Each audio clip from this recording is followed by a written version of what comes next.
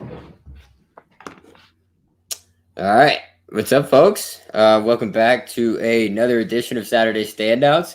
I accidentally forgot to edit and publish our last episode as a podcast, so I apologize to all of you out there that listen on the live podcast and everything. But we're gonna get that up immediately after this show. That's my fault. I took the hit for that one.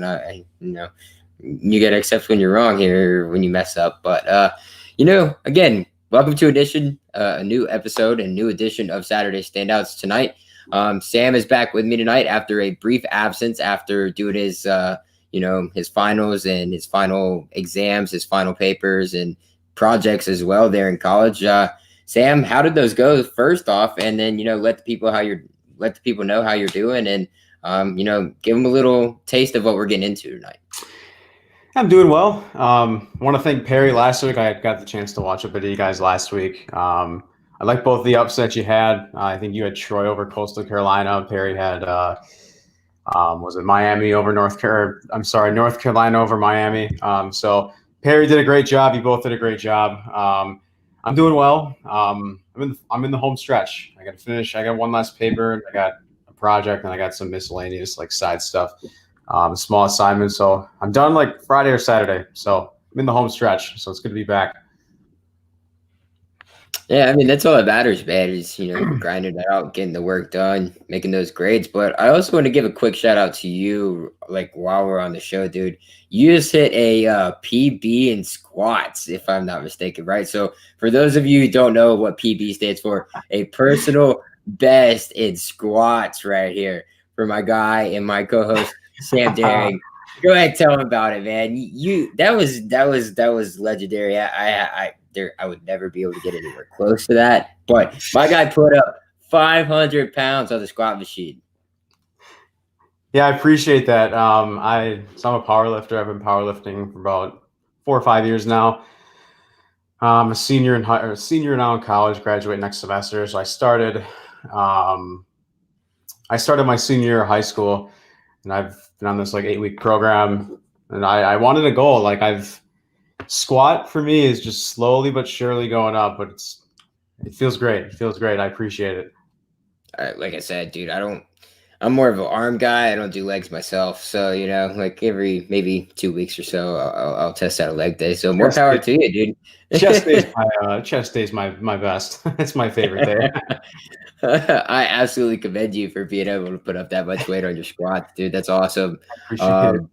It was amazing stuff. But we were speaking about prior to talking about Sam and his squats and his schooling and everything, we got a nice little week of college football coming in here. Garrett chiming in, don't skip leg day. I know, Garrett. I know it's hard not to, man. You look at that day, it's probably about a Wednesday or Thursday for most people. You're looking at it and you're just dreading it already, and then you're like, you know what? I could probably skip this and just move on. But outside of that, yeah, we got another full slate of college football. Not full slate, but a nice little slate of college football looking at us this weekend. And it's a conference championship week. And we've got, a couple of exciting matchups that you and I have both, kind of picked out here. And I'll let you start first, Sam, and go ahead and give us your most exciting matchup of the week. Yeah, so I'm going to go over to the Pac-12.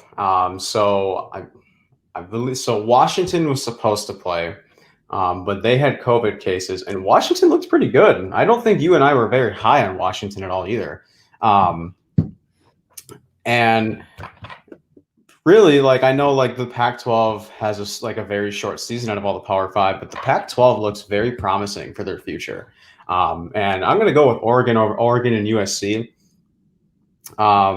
And I should have said I'll go USC over Oregon.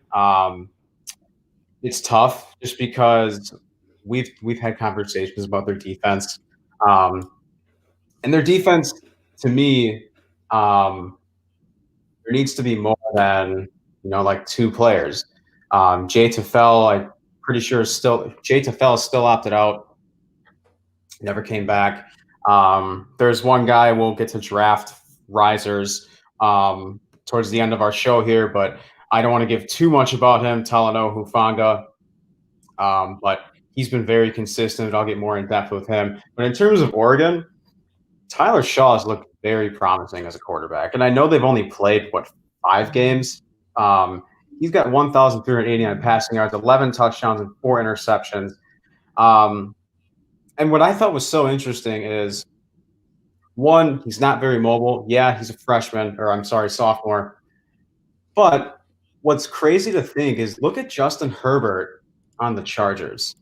Like, look how mobile he is right now. And it makes you wonder, like, why Oregon then in that offense, why they wouldn't let him do that. And I was talking to my friend about that, and like, it makes him wonder, like, if he was used like poorly, or like not, like if they just didn't unlock Herbert's full potential. And yeah, I mean, that to me just blows my mind. But yeah, in terms of Tyler Shaw looks very promising. Had a few hiccups here and there. I've talked about CJ Verdell. CJ Verdell is draft eligible. He'll most likely be. Which I believe he's probably kind of a little riser in the NFL draft himself. Yeah, he hasn't been bad. Be talking about him. Yeah, he hasn't been bad. He's been decent. He doesn't necessarily have, the build that you want in a running back, and which isn't necessarily a bad thing. I was doing a profile on Kenneth Gainwell from Memphis. He opted out. He's still opted out, and that's a player that reminds me of a little bit of a Tariq Cohen. I mean, so CJ Verdell to me, I think, can be a really nice complement to a starting caliber running back. He's got 283 yards and 3 touchdowns this season so far. And then you go over to their defense.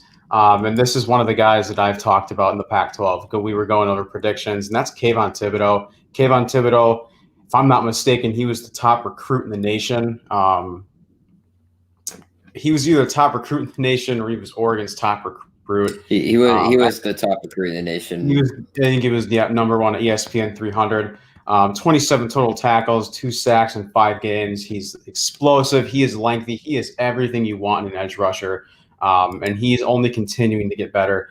I mentioned their defense.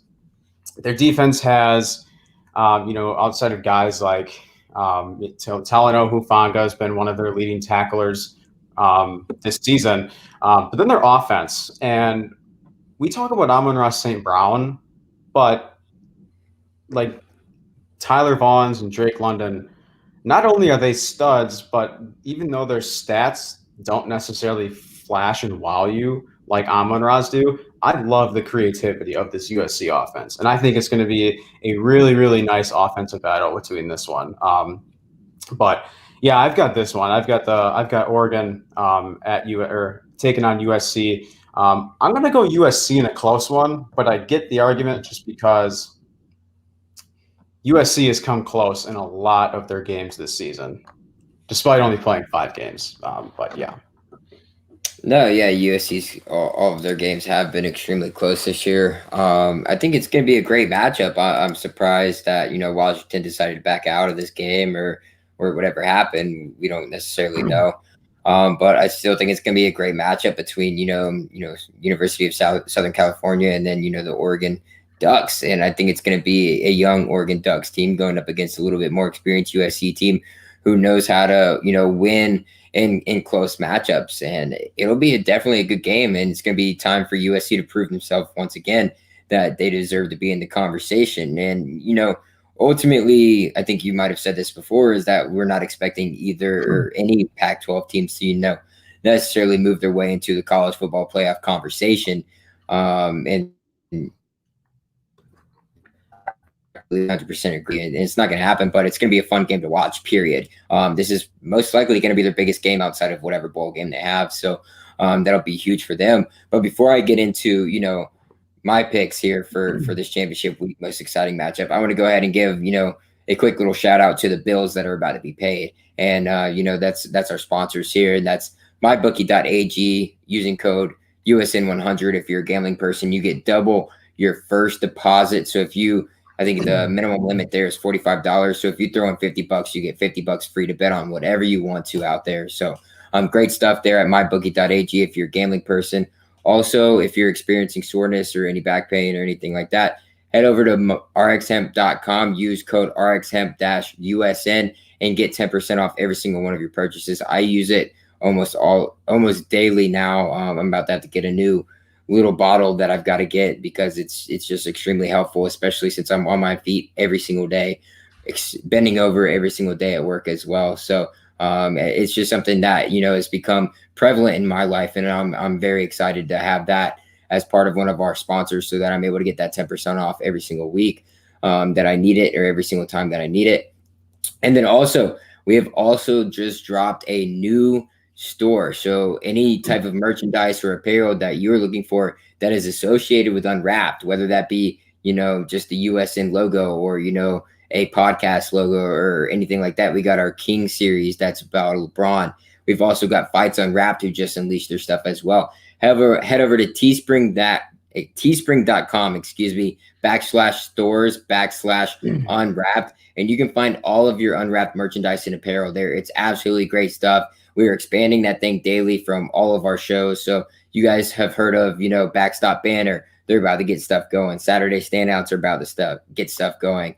Like I just mentioned, Fights Unwrapped just got their merchandise up there as well. So this thing is going to continuously keep growing, and I'm excited to see where it goes, and super excited to just get our stuff up there. I know I've kind of been lagging behind on deciding on what products we necessarily want to put our logo on, but I'm going to get to that as soon as I can once my regular job slows down and everything like that. But looking forward to what, that shop has to offer moving forward. But moving ahead with our show here, my most exciting matchup this week in the championship week here is probably, what a lot of other people's are. And that is the Clemson Tigers taking on the Notre Dame Fighting Irish. And it's a 2 versus 3 matchup.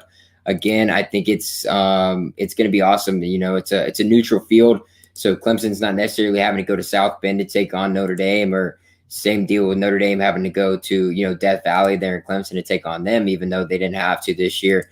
So that bodes well for Notre Dame in terms of you get a neutral court again with Clemson, but originally you had them, at home. So just looking at their first matchup this year, or Notre Dame beat Clemson in overtime, 47-40, actually double overtime, excuse me. And that was with Clemson's backup quarterback in the backfield there in DJ Ukulele. I'm totally going to butcher his name, and I apologize for that. But that's just how it is. It's just very hard name to hold on to there.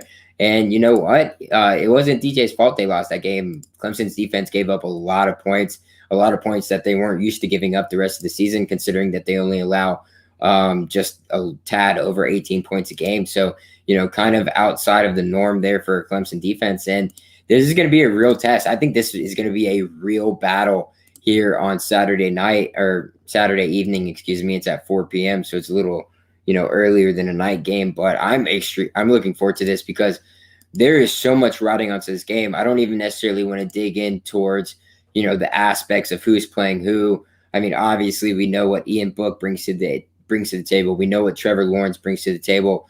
We know what Travis Etienne brings to the table. We know what Amari Rogers brings to the table. We know what Kyron Williams brings to the table, and we also know what Javon McKinley brings to the table. So we got these stars on each and every team here, and it's just gonna be a battle. And it's awesome to see Notre Dame not only competing. I mean, it's just awesome to see Notre Dame competing in a conference championship at this point of the year, anyways. And hopefully that continues. I really hope it does. I hope they join the ACC as a full-time team. That would be amazing. But if they do not, so be it. Anyways, this is the ACC championship game.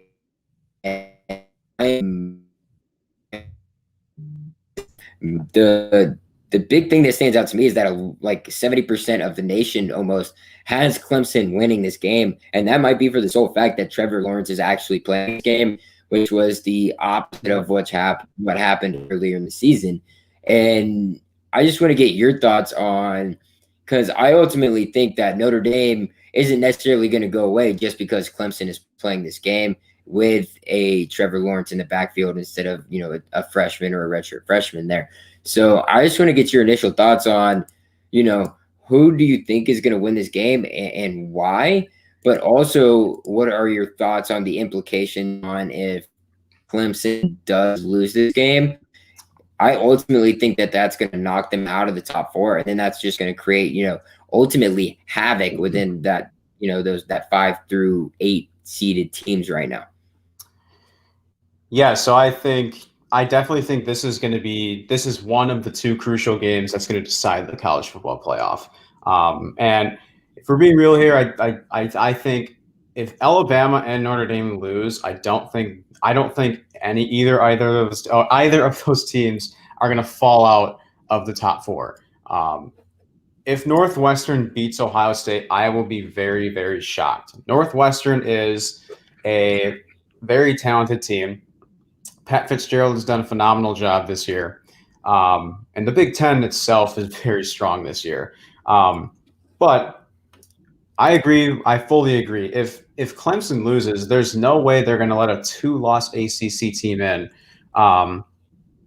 And I think they didn't have Trevor Lawrence, and they went to double overtime. And I feel like on Twitter, I've heard a lot of mixed reviews of just how good people think Clemson is, because they've kind of had an up and down season. And you mentioned, we know what Travis Etienne's capable of. I mean, if I remember correctly, I think the week before was the Boston College game. So he went from the Boston College game to this Notre Dame game, where that was the game where he slowly started to struggle. And he went 2 straight weeks with fumble pick sixes. I think the Boston College was right on their own goal line. So we've seen struggles of Travis Etienne, and now we have Trevor Lawrence fully back, and Clemson just continues to produce wide receivers. You just named a ton yourself. Sammy Watkins in the NFL, DeAndre Hopkins, who's arguably the best in the league right now. Justin Ross, unfortunately, is dealing with an injury. Travis Etienne, what round? I think he's first-round caliber, but I would not be too surprised if we don't see a running back in this first round. I think Travis Etienne is going to be the first one taken. I think it'll be Travis Etienne being the first one taken, but I wouldn't be too shocked if he falls out of the first round.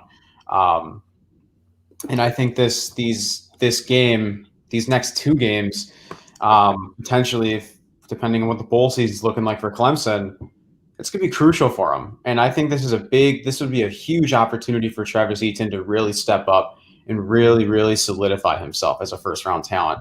But you mentioned Amari Rogers, Justin Ross, Cornell Powell, Frank Ladson. I want to say he's a freshman or sophomore there. I think Clemson wins this game. And holds their position in the top 4. But I think it's going to be close. And I fully agree. I don't think Notre Dame is going to go away fighting.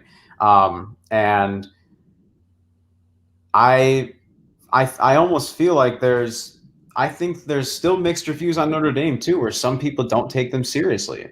And I'm not going to say I was wrong about Ian Book as an NFL caliber quarterback, but I was wrong about Ian Book as a college football quarterback. This year. Ian Book has played very, very well. Took the words right out of my mouth. Yeah, Ian Book has had a very nice season, and that team as a whole. So if Ian Book can play well, put up very productive elite stats against a Clemson defense that has definitely seen their better years, but it'll still be impressive, especially if Notre Dame can pull it off with Trevor Lawrence back. Yeah, I don't see it being a blowout in any one direction. I'm just very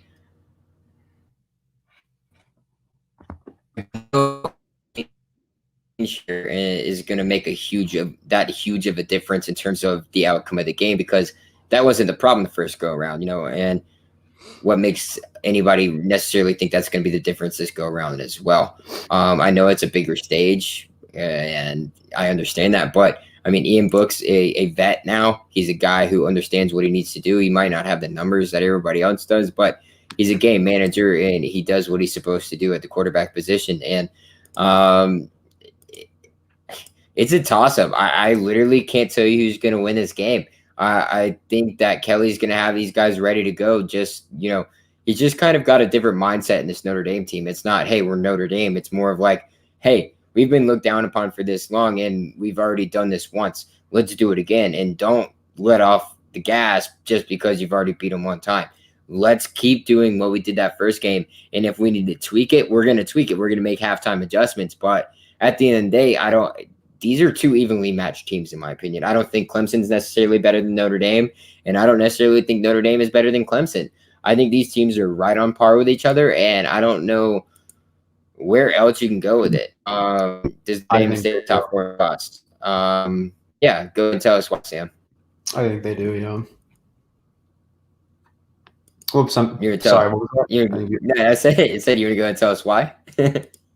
Oh yeah, and I think the big advantage of that is they beat Notre Dame. They beat Clemson already. I think if they would have went into this game with a loss against Clemson, they definitely would be out. But I think them beating Clemson in double overtime, beating them regardless earlier in the season, I think definitely still helps their case. I think this is where it comes, where conference play comes into effect for Notre Dame. Because if Notre Dame were to remain an independent this season, and without COVID and everything going on, and they have this and they lose this game per se, they're out of it immediately, just because you can't have one loss as an independent school and still make the college football playoff. In my opinion, you can honestly make the college football playoff with 2 losses, but if you have 1 loss as an independent school, I do not think you have a good chance to make the college football playoff. I think that's where this tremendously helped Notre Dame for coming into the ACC this season, is to be able to make that college football playoff with 1 loss if they lose this game. And a lot of people can say, well, they're still Notre Dame. I understand that. But guess what? They're in a conference this year. They've played conference-only teams this year, which is the ACC, right? So ultimately, in fact, they've had to deal with what every other team in the ACC has had to deal with.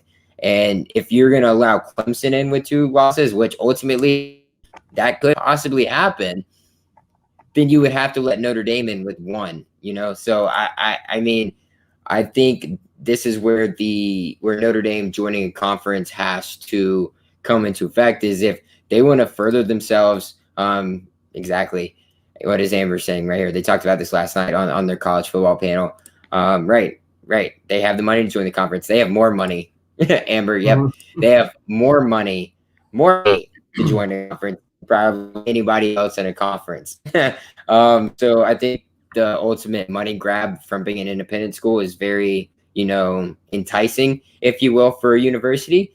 But ultimately, in terms of your chances of becoming a powerhouse program outside of being an independent school and making your name worth it known and being able to make a college football playoff, which is what you need to do nowadays, whether it's 4 teams, 6 teams, 8 teams, no matter what it expands to or what it turns into after, the playoff, you have to be in a conference to make your name known that you are going to be in the running for everything every year. And that 1 loss isn't necessarily going to affect the outcome of your season, and that ultimately is what weighs heavily on Notre Dame. And I think they're playing a lot this year with that monkey off of their back. And I think that kind of portrays the type of play that they have had this year. And I think they're going to continue to roll with it. And whether they win this game or not, I still think they enter the college football playoff. But if they do win this game, Clemson's probably out at this point. And then you got to start talking about all these other different circumstances.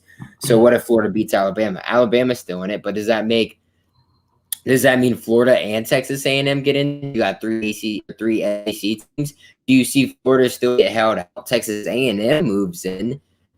I mean, even with Florida losing, and Clemson losing as well, do you still see A&M get in as well? And I think A&M's sitting in a beautiful position right now. So, I mean, I think that's just going to create a whole bunch of helter-skelter around the college football playoff. And I think this year especially is going to kind of create that conversation on, do we need to expand? Yeah, see, the problem with expanding too is I saw this bracket. It was an 8-team. It looked amazing. It was awesome. They had like Cincinnati.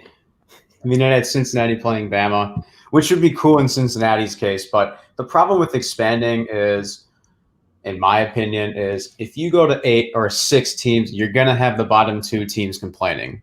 So that to me, I think that's one risk that the committee or and the NCAA is going to have to take into account. A&M also almost has no path unless ISU loses.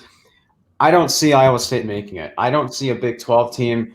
And I think Amber, they were talking about scenarios, and I don't remember what it was, but I liked that Garrett said, "Am I talking about what I think, what I think they should do, or what the committee will do?" Right. Which I think is a very fair, very, very important and fair phrase. I think A&M has a good path. I don't think they deserve to get in at all by any means. I almost think Florida's overrated. I think you can also make a case that Texas A&M is overrated. And I mean, if Iowa State beats Oklahoma, I guess you can make a case. But I mean, to me, I haven't been overly impressed with the Big 12. I don't think a single Big 12 team should be in the college football playoff this year. And I know I mean, Oklahoma's good, but they've definitely seen their better years. Spencer Rattler, we've seen flashes. And what I think is going to be interesting next year is if we see that big leap from Spencer Rattler, and I think we very well could, because look at the receivers that they have. Marvin Mims looks very promising. We don't have to get into the Big 12 in depth, but if Clemson loses, I think they're out. And in terms of Notre Dame play, I like that you mentioned the conference comes into play. And if they were to move into the ACC, the way they've played this season, you can certainly make a case that they deserve to be in the ACC for good, especially with how competitive they're playing in a conference-only schedule. Yeah, and I don't want to spend too much time on this because, like Amber and Garrett and Michael was in on it last night too, where they all had their conversations, everything. Yep, you've been playing very well this season, but no 2-team loss should get in. But she corrected herself there, which, yeah, I agree. No 2-team loss should get in, but, ultimately in terms of what could happen, not this season, but in terms of when it's a regular, college football season, you could see one of those teams slip in there. But yeah, not this season. It's not happening. But like I said, don't spend too much time on, the playoff committee and where they went wrong, where they went right, what they could do better, who should be where, or anything like that. So we'll move into something that has been kind of, a very big bright spot on the college football atmosphere, and that's going to be who is going to be the next head coach of Auburn football now that Gus Malzahn has been fired. And it's been a big talking point, over the last few years. Is Malzahn on the hot seat? Is he not on the hot seat? He's actually got a safe spot because he went to the championship in 2013 versus FSU. And he actually put up a fight in that championship game, even though nobody thought they had a chance. And nobody thought they had a chance all year. So now he was at Auburn for a long time, and he was supposed to be the guy to, lead them to that point. So I'll go ahead and let you speak on who you think is going to take over as that next head coach of an Auburn University team who is in the SEC West, has to contend with not only the Alabamas, but the A&Ms, and also go up against the SEC East top team every year in Georgia or Florida as well. So, it's tough sledding there at Auburn, and I ultimately think, who do you think is going to be the right guy to fill that vacancy there in Auburn, Alabama? So I'll be honest, when I saw this, first we'll read Amber's comment. Does A&M slip up against Tennessee? You can answer this question. Are you ready? I don't think they do. I haven't been overly impressed with Tennessee. A&M's a good team. It's just some of their wins don't look that impressive. And I was telling Caleb before we went on the air, when Florida lost to LSU, A&M beat them. A&M did not look that good against LSU. Bo Nix took a step back. Yeah, we don't have to talk about Bo Nix. But, we'll get into Bo Nix briefly during this. But I'll be honest with you though, when I saw this, I was surprised that it actually happened because you just said like we go into a season every year. We go into the Auburn season every year, like you just said. Like, is Gus Malzahn getting fired? Is Gus Malzahn coaching for his job? And they actually did it. One name I'm looking at is Billy Napier from Louisiana, and I love seeing all these like low D1 schools really make a name for themselves. Yeah, there's the Coastal Carolinas, but nobody really talks about the Raging Cajuns enough. He's 27-11 as a head coach. He's a proven winner. He coached at Bama in the SEC from 2012 to 2016. He was the wide receivers coach. A few years prior, I believe he was an offensive assistant for Alabama. But during those years, between those years as a wide receiver coach, he was coaching Amari Cooper. I don't want to read Garrett's comment, so don't put it up. So it's a sneak peek, but yeah, we'll wait on it. We'll wait on it. But I like Billy Napier because he's a part of a winning culture. I really like what he's done over in Louisiana with the Raging Cajuns. Levi Lewis. I mean, I talked about Iowa State a while ago. I'm like, am I the only one that hasn't been overly impressed? Yeah, they've been consistent. Brock Purdy had a struggling start. But I mean, Brock Purdy and the Iowa State Cyclones lost to the Raging Cajuns week 1. So I'm really impressed. I think Billy Napier absolutely deserves those head coaching calls, and I think he'd be a really, really, really nice fit. I fully agree with that. And not just that. Like, if he has a very, very lengthy and impressive coaching resume. And I'm always like, especially the NFL too. And there's one coach, Dustin put it in the chat, and I know we're not even through the first full season, but if there's one coach that I will say I was wrong about, it's definitely Kevin Stefanski, because hiring coaches that have very limited experience on their resume really worries me, because it really makes me wonder what have you proved that you can lead a team. I like Billy Napier a lot. If I'm not mistaken, I think he was a coach at Louis. Oh no, never mind. I'm thinking Scatterfield, but I like Billy Napier. He's a proven winner. He's part of a winning culture. Wide receiver coach, coached up Amari Cooper into what he is now in the NFL. I got Billy Napier for my pick. In Louisiana, they're the 19th team. They're the 19th ranked team in the country. So I'm really impressed with what he's been able to do with a school like that. Yeah, I don't mind it, but I'm probably going to take everybody's favorite, and that's pretty much what Garrett is saying here. Hugh Freeze to Auburn, and why the hell not? Is my response to him. I mean, Hugh Freeze has the experience of coaching the SEC. He knows how to throw bags around. Not only that, he knows how to throw escort services around as well. And he's been known for that and is at his job at Ole Miss there in Oxford, Mississippi. And that's why he ultimately decided to resign, if you will, from his head coaching position there. But I mean, he was an absolute beast on the trail there in terms of recruiting, an absolute beast when it came to coaching. An absolutely great coach, coached guys like Greg Hardy, Michael Orr, and just rose up the ranks fairly quickly, going from an Ole Miss assistant coach and to Arkansas State, and then on to being the head coach at Ole Miss, and ultimately leading into the controversy that he had there. And it was just, a lot going on for Hugh Freeze in terms of making his name known. I just don't know if he was kind of only thought that he had to do these things to get a leg up on, the Alabamas, the Auburns of that SEC West, or not. Nobody really knows exactly what was going on there other than, what was put out to the media and things of that nature.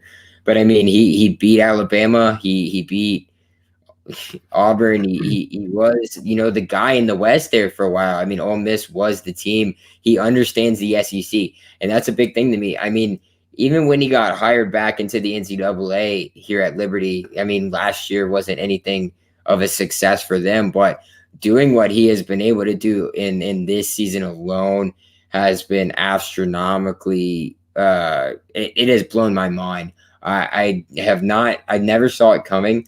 He was below average last year as a head coach, didn't really do anything, and this year he was just been unbelievable. I mean, he did go 7-5 last year, and and went to a bowl game for the first time in school history, which is huge. And I mean, that's a big accomplishment at a school like Liberty. So, and then I mean, up to this point, are they still undefeated? I'm not necessarily looking at their record right now, but the things he's been able to do with a school like Liberty, which is ultimately, or not ultimately, but it is a Christian, college, and lives by Christian values and everything. The fact that they're willing to take a chance on a guy like Hugh Freeze, who has gone through all the turmoil and things that he has, and all the just nasty things that he has had to deal with after doing some pretty, non-Christian things through in terms of making your team better, getting recruits on your campus, and then ultimately getting those guys on your campus. And for Liberty to take a chance on this guy really tells me a lot about what Hugh Freeze has done to not only change himself, but just his personal image and his public image to everybody else as well. And that if you think about it, Hugh Freeze has always been a very God-willing person. He's always preached it, that, he lives by this rule, and he's been raised in a household this way. And, sometimes people get away from that and, lose themselves in the success that they're having. And I think that's ultimately what happened with Hugh Freeze. And I think him getting back in Liberty giving him a chance in the first place was a great leap on their part. And then him being able to live up to that expectation that they placed on top of him. I don't see a reason that Auburn does not hire this man, because they know he can get it done in the SEC West. He did it at Ole Miss. What makes you think he can't get it done at Auburn? Because Auburn, in my opinion, is a better program than Ole Miss is, and I think he will succeed highly at that level. Especially, I mean, you look at Nick Saban; he's probably coming down towards the back end of his career. So Hugh Freeze might be picking an ample opportunity to go ahead and fill in as the Auburn head coach next upcoming, however knows how long. Where does Gus Malzahn go? That's a tough question, Amber. I think he's definitely deserving of a Power 5. I don't think he'll be in an SEC school next year, but I think there's a very strong chance he'll land a head coaching job before next season. Okay. Well, my point here is has South Carolina hired anybody? Yep, they hired they hired an Oklahoma guy. I don't recall his name. Amber might know it. OC job. I feel like Gus Malzahn's going to get a head coaching job. I think he still deserves a head coaching job. Yeah, he's got some stuff to prove. And I like that especially like Hugh Freeze is a really good pick as well in terms of a recruiting standpoint. And we were talking about the odds. I saw Bill O'Brien on one of the odds. I saw Dan Quinn. I don't think he was on odds. I think he was just on a list. Yes. Yep. Beamer. Yep. That's who South Carolina hired. I like the move. I just didn't expect a name. I didn't expect that. But I like that pick. And I like that we both, picked guys that are familiar with the SEC, because I know Amber pointed that out and you as well. The SEC is arguably the most similar conference to the NFL. So it's very, very, if you hire someone that has past experience coaching an SEC team, that's very crucial. But yeah, I think Hugh Freeze is a really nice hire. One name that I'm really, really waiting to see if he ends up with a job. I mentioned him on another team. I don't recall what, but you put him at Michigan, and I actually love this guy, is Luke Fickell, Cincinnati's head coach. I've said, remember the name Desmond Ridder multiple times. Saw him in a second-round mock draft today, so I was pretty excited about that. But Desmond Ridder is another name. Jamie Chadwell from Coastal Carolina is another name. Here's another guy. I mean, you mentioned Nick Saban potentially being on the back end of his career. If this guy, my guess is he might wait until Nick Saban retires. That's Steve Sarkisian. But watch out for him because I think he's going to be a guy that can potentially land a head coaching job because he's proven he can do it.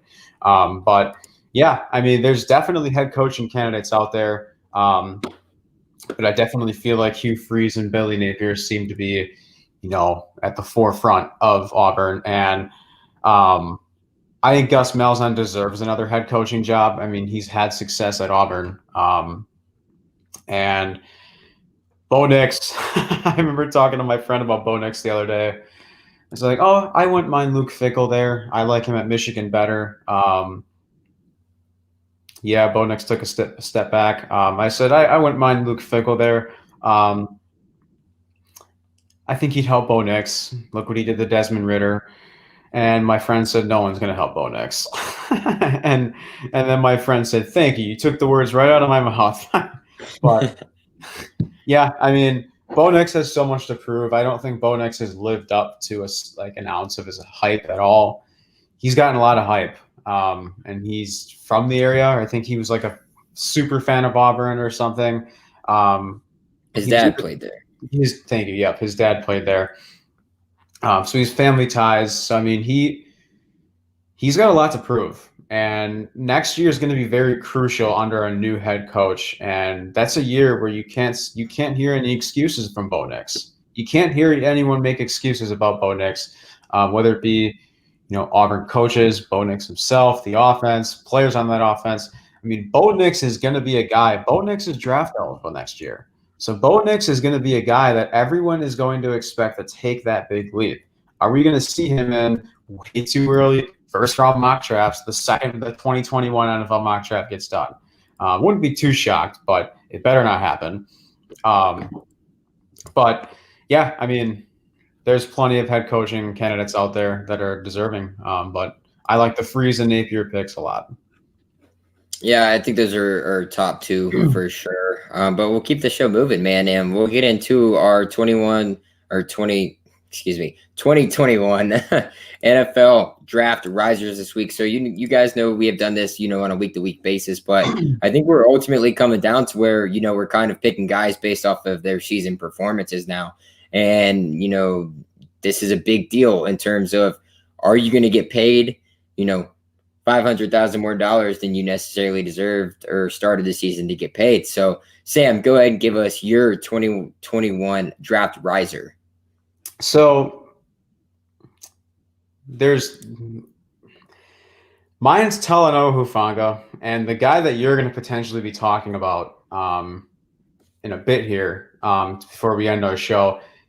I like how I talked about Oregon USC, you talked about Clemson Notre Dame, so it kind of foreshadowed this section right here. Love the coffee mug, by the way. But get it at the unwrapped floor, guys. I've got Talanoa Hufanga. I didn't want to say too much about him in the beginning because this is why I got him as my draft riser. I mean, I talked about the Pac-12. Yeah, Talanoa Hufanga is draft eligible. He could be a potential, maybe rise his way up into a late day 2 prospect if he falls to day 3, which I think is a possibility right now, despite only playing 5 games this season with USC. He could be a steal of a pick. He's a hybrid force. I mean, he's been one of USC's leading tacklers for, the majority of this season. And I think this matchup for Oregon is going to be very intriguing. And Oregon doesn't necessarily have, elite wide receivers, but we've seen flashes out of guys like Johnny Johnston III. And the name that everyone's going to be talking about is how to stop Tyler Shaw. Yeah, he's a young and developing quarterback. Tyler Shaw is even CJ Verdell. So I think this is going to be a really fun matchup to watch for Hufanga against Oregon this Friday. But I love his athleticism. I love what he's been able to do around the field. Kadarius Toney's a phenomenal pick. I know Caleb talked about him about 2 weeks ago or so. Yep. That is a great pick. That to me is definitely, like, I wouldn't put Talanoa at 1, like Hufanga at 1. That Kadarius Toney, to me, in my opinion, is a top 3 draft riser. Yeah, I mean, but I got Hufanga. Kadarius Toney's a great pick as well. Caleb, who do you got? All right. Yeah, me mute myself. So my draft riser here is going to be a defensive lineman out of Pitt. So the Pittsburgh Panthers here, and that's Rashad Weaver. He's a senior. I actually picked 2 seniors on my list this week in terms of risers and fallers. Yes, man, we do. But yeah, so I picked 2 seniors in terms of risers and fallers. But one of my risers here is Rashad Weaver. Absolutely loved what he has done this year. He has, 22 solo tackles, which isn't, astronomically putting himself out there in terms of, national averages or anything like that. But guy who's 6'5", 270, always just, been a pretty good guy all around out of Fort Lauderdale, Florida. He is tied for 14th in the nation in sacks, and he hasn't played since the 28th of November. So, there's a couple other teams that have a couple games between then. So at that point, he had 7.5 sacks, which is pretty fantastic for a defensive lineman. Very great pass rusher at the defensive line position. You don't really see a lot of guys who necessarily get after the quarterback there. So I really like him there. Tyler Linderbaum, rated #1 center in the country, like him as well.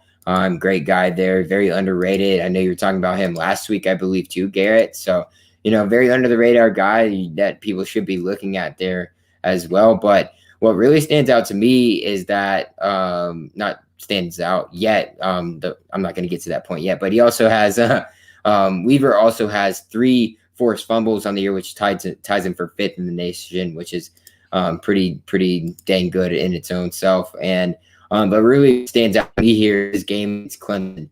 So you're talking about going up against one of the big dogs of the NCAA, and you put up 3 solo tackles, 5 total tackles, and 2 sacks. And I mean, you're able to get that type of pressure on probably a 5-star offensive line through and through, whether they were rated that way or not, coming out of high school and what they were rated.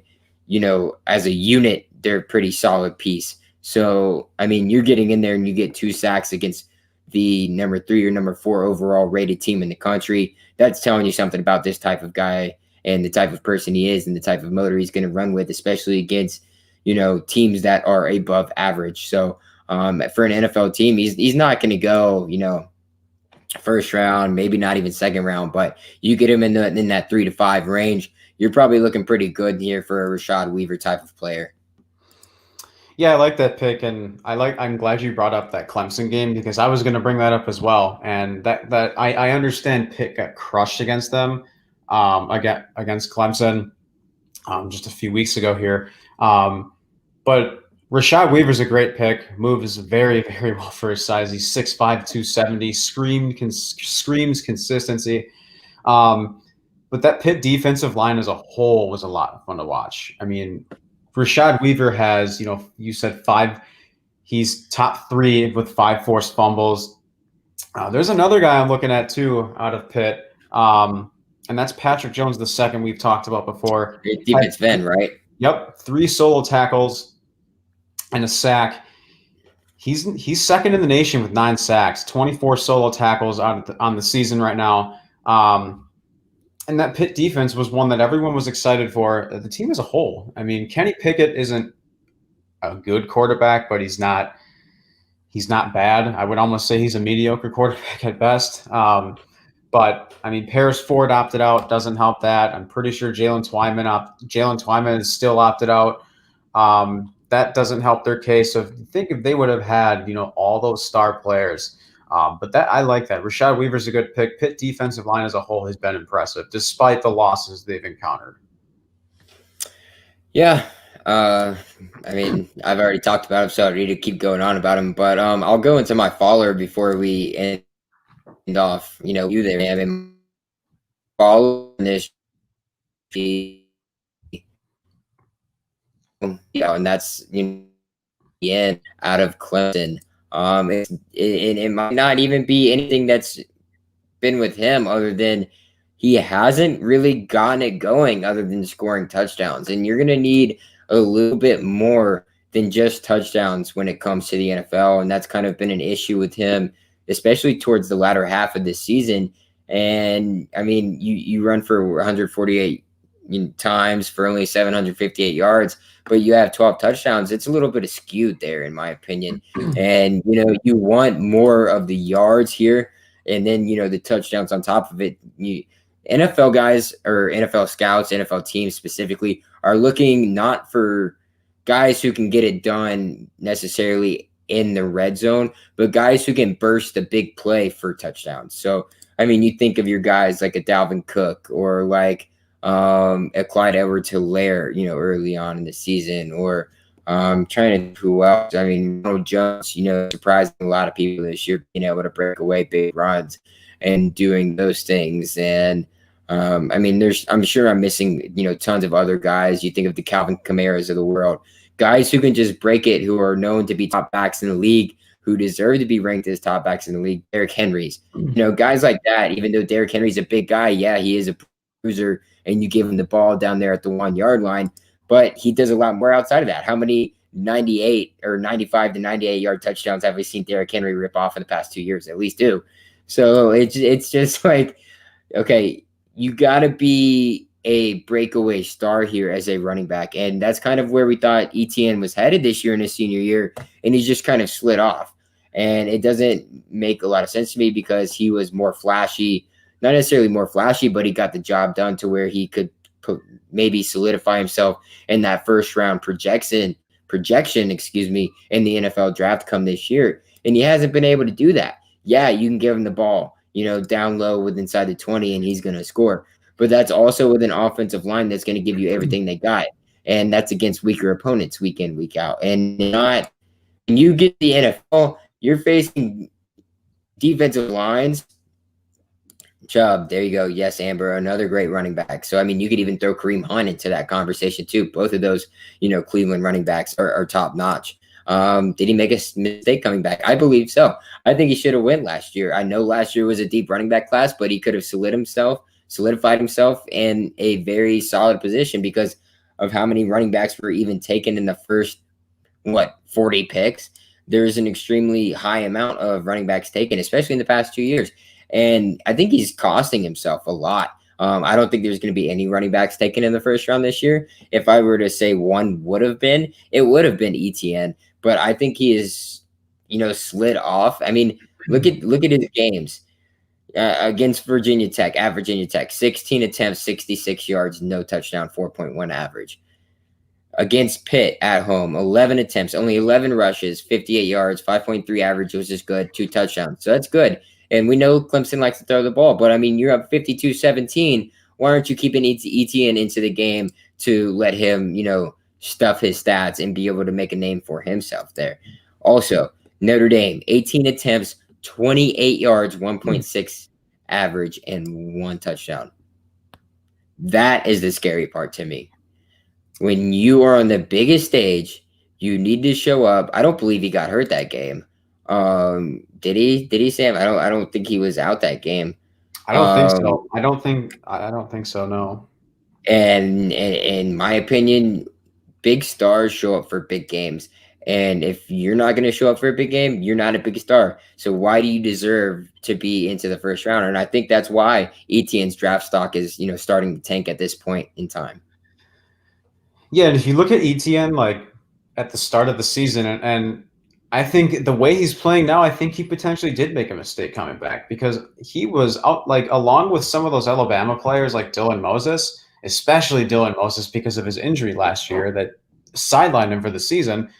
Travis Etienne was one of those guys that really shocked me. I think he could have solidified himself as a first-round caliber, first-round talent last year. I think he potentially could have been the first running back off the board. And Clyde Edwards-Helaire, I think a big reason why he was taken in the first round is because Andy Reid liked the way he fit in that scheme. And like, if the Chiefs weren't picking at 32, and if it was another team that didn't need a running back, Clyde Edwards-Helaire probably wouldn't have gone in the first round, in my opinion. But I mean, if you look at Travis Etienne at the beginning of the season, he played lights out. He he was playing right where he left off from last season. And then I brought up the Boston College game with that's when he started to struggle. You started to see, a little bit more of his fumble issues, which has started to stand out a little bit more now than last season, like the past few seasons as a Tiger, because he's never really struggled with that. And I mentioned earlier, like his decision making was getting better, and now it's like you're slowly starting to see his draft stock fall. And I think he is first round talent, but the way he's playing, I think he has yet to solidify himself as first round talent. And I fully agree. I wouldn't be too shocked at all if we don't see a running back in the first round. And there's another running back that, has really, really gone off. And I'm not saying this guy's going to be in the first round, but this guy could potentially be taken over or before Travis Etienne with his performance this season, and that's Najee Harris. And I mean, I'm not a huge fan, like outside of Derrick Henry, Mark Ingram, very few running backs that have like been very, very successful in the NFL. I think Najee Harris is going to be added to that list. Najee Harris is extremely talented. I think if I remember correctly, he was one of the top recruits that Bama had in his recruiting class. Najee Harris has been outstanding. I think Perry picked him last week as the standout guy, and Najee Harris is continuing to show out. Najee Harris, Devontae Smith, which we obviously he's an unbelievable draft riser. I've seen like a mock or two now with him in the top 10, which is unbelievable. But yeah, I mean, that's a really good pick, and I'm really high on Travis Etienne. But I even told you earlier today, with the sad emoji face, Travis Etienne is not a bad draft faller. As much as I hate to admit that, yeah, I mean, Najee Harris could potentially be the first running back off the board with his performance and with the struggles that we're slowly seeing out of Travis Etienne. Now, in terms of like NFL ready, I mean, this is going to be huge. I think this game as well is going to be big for Travis Etienne.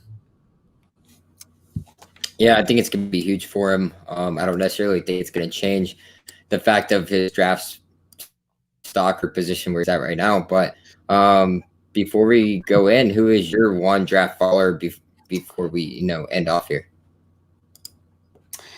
So one of the big ones that stuck out to me was Shaun Wade out of Oklahoma, or Ohio State. I'm sorry. Don't do Amber like that.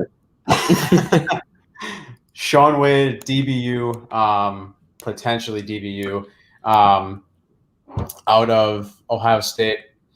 And I have to go back and check. I want to say he was lined up against Ty Freifogel. He was, because Ty Freifogel was beating him one-on-one at times. That's one of the games. I think that was I either picked Shaun Wade or Ty Freifogel or both. I wish. And to stand out, the week of that game, and Ohio State almost lost. Granted, it doesn't help that Ohio State has only played 5 games. Wade is really raw.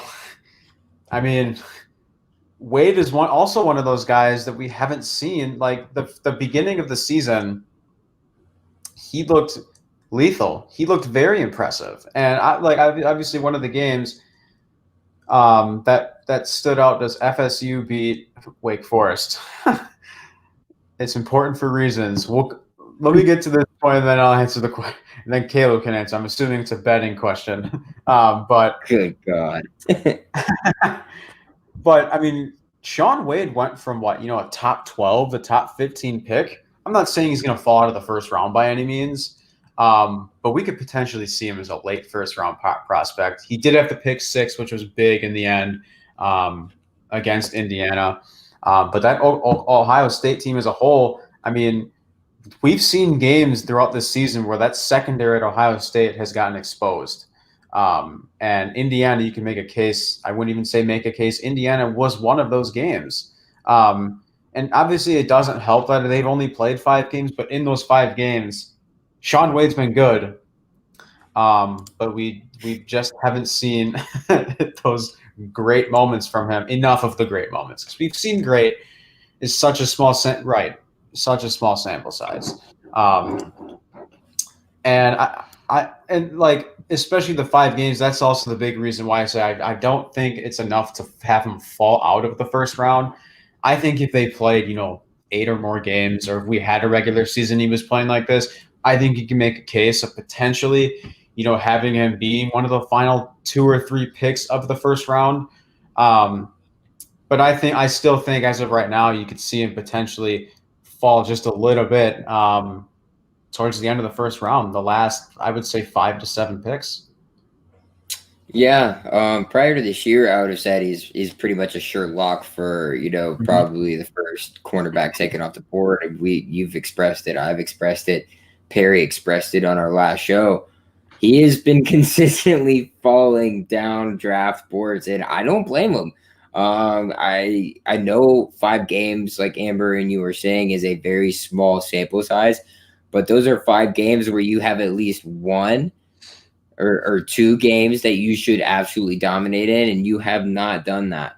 And yes, we've got highlight on you after highlight after highlight on you, but you still haven't done that this season, and that just proves regression, in my opinion, that he is not necessarily the guy that he's built up to be. A different competition that he's going up against this season, and he hasn't been able to take the next step and being able to be the guy. And I think he ultimately falls into the early second round now. I don't even think he's going to be a first-round guy. There's a lot of guys who have proven themselves in a shortened season that they can get the job done against different competition. And, I mean, that goes like guys like J.C. Horn. That goes to guys like I don't even mean to toot my own horn here, but Asante Samuel Jr. Asante Samuel Jr. There's another riser.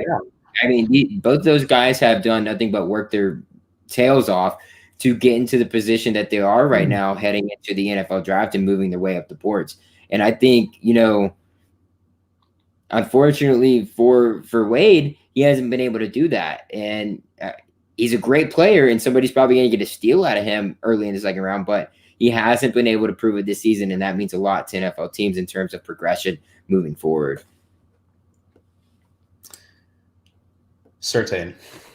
Yep, Surtain, automatically top guy. What's up, Matt? Wise Cheese, how's it going?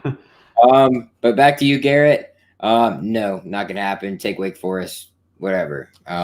Wake Forest is a better team than Florida State. Florida State's on the up and coming now. Got a good, Mackenzie Milton's coming in, going to be better next year, but not this year. We got, a bunch of things going on that we've got to sort through in the offseason. So Wake Forest is not a bad team either. So I like Wake Forest this weekend. Anything else you got, Sam? No, I love all the comments. I mean, this is like the most we've had in a while. So I really appreciate all the engagement, Amber, Garrett, even Wise Cheese coming in late here. But yeah, I mean, keep that up. I love it. It's awesome. And I appreciate all the love. I appreciate, everyone, showing us love on Twitter, all social media platforms. Hope the Cowboys get them. Yeah, I think period. Yeah, I think that makes the most sense. Yep. I was going to say before we, kind of got into this, I was going to thank Amber, Michael, and Garrett for kind of warming us up for the show tonight, because they went in more in depth into this, the rankings last night. So it was a good show. If you haven't watched that, definitely go get that. Go tune into that. They did a great job on that. I love the committee that they kind of set up there. But yeah, that's all I have. Yeah, it's a great time. If you guys weren't able to check out the ticker down below, check out mybookie.ag. Use code USN100 for double your first deposit, minimum of $45. Spend $50, get $50 if you're a betting person like myself. Sam does it occasionally, but not like my degenerate self anyways. But also pain relief cream, CBD oil, rxhemp.com, rxhemp-USN. Get 10% off every single one of your purchases. And then, of course, head to teespring.com/stores/unwrapped for all of your unwrapped apparel and merchandise. You got coffee mugs. That's like actually the one on look this black in here. We got t-shirts, we got sweatshirts, we got stickers for $3 to $5 awesome stuff. I just got new unwrapped shirt. I just got a sticker over there. I got the mug. I got what else did I get? I got a new phone case. Let me shout out real quick. New unwrapped phone case I got off the store as well. So any upset this weekend, Amber wants to ask before we go. Amber, you're gonna like this one. I'm gonna take Oklahoma over Iowa State. Yeah, I was gonna choose the same one before you beat me to it. Now I'm pretty lost because now I'm trying to pull up ESPN. But is what it is gonna be. But if you want to call it an upset, I'll take Clemson over Notre Dame. So it is what it is. We'll be back with you guys next week, and that has been another episode of Saturday Standouts, guys. Thank you.